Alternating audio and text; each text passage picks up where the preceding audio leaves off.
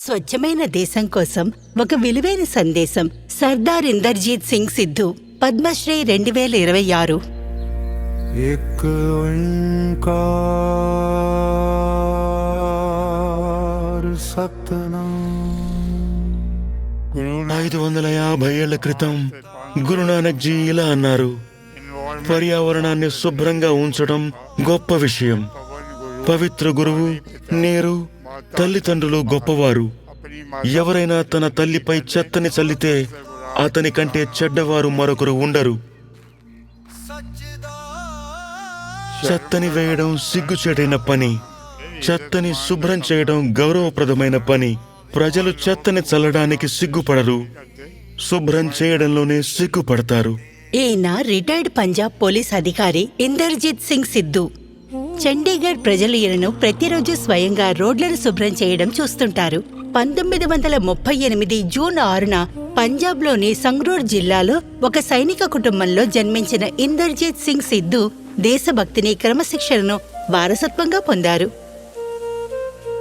ప్రతిభావంతుడైన విద్యార్థి ఇందర్జీత్ సింగ్ సిద్ధు 1961లో పంజాబ్ పోలీసులో చేరారు.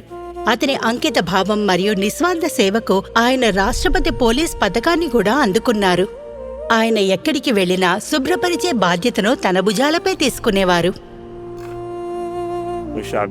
పెళ్లిళ్లకు వెళ్ళినప్పుడు జనాలు డిస్పోజబుల్ కప్పులలో తాగి వాటిని పారేయడం చూసేవాణ్ణి.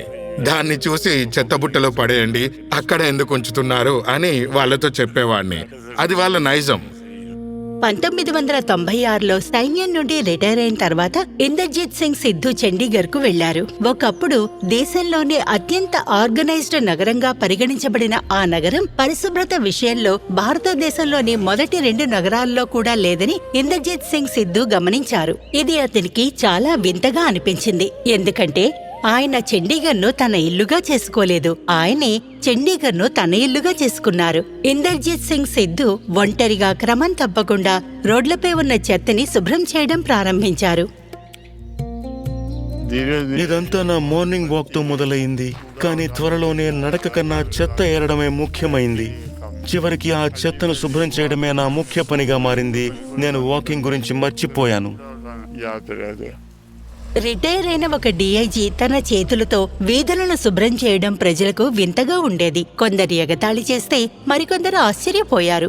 నన్ను కలవడానికి వచ్చే నా స్నేహితులు మీ పరిసరాల్లో నివసించకపోయి ఉంటే చెత్తను నిర్లక్ష్యంగా పడేస్తూనే ఉండేవాళ్ళమని అనేవారు. కానీ ఇప్పుడు మేము జాగ్రత్తగా ఉంటున్నాము, ఎందుకంటే మీ నాన్నగారుంటే ఆయనే తీసేసేవారు. ఆయన గ్లౌస్ లేకుండా చెత్తను తీయడం చూసి చేతుల భద్రత కోసం గ్లౌజులు ధరించమని చాలా మంది సూచించారు. కానీ ఆయనకి సహాయం చేయడానికి ఎవరూ ముందుకు రాలేదు. అయినా ఇందర్జీత్ సింగ్ సిద్ధు వీధులను శుభ్రపరచడం తన కర్తవ్యంగా భావించారు. అతను ఒంటరిగా ఈ పని చేస్తున్నప్పుడు మనం కూడా అతనితో కలిసి మన ప్రదేశాలను శుభ్రంగా మార్చుకోవచ్చని గ్రహిస్తారనే ఆశతో నేను ఈ రోడ్లను, ప్రజా ప్రదేశాలను శుభ్రం చేస్తున్నాను. ఆయనకు పద్మశ్రీ వచ్చినప్పుడు నన్ను మీ నాన్నగారు ఏం చేస్తున్నారు అని అడిగే వాళ్ళ ప్రవర్తనలో మార్పును నేను గమనించాను. వాళ్ళని చూసి నాకు ఇప్పుడు గర్వంగా ఉంది. సర్దార్ ఇందర్జీత్ సింగ్ సిద్ధు, పద్మశ్రీ 2026. కోటి వందనాలు.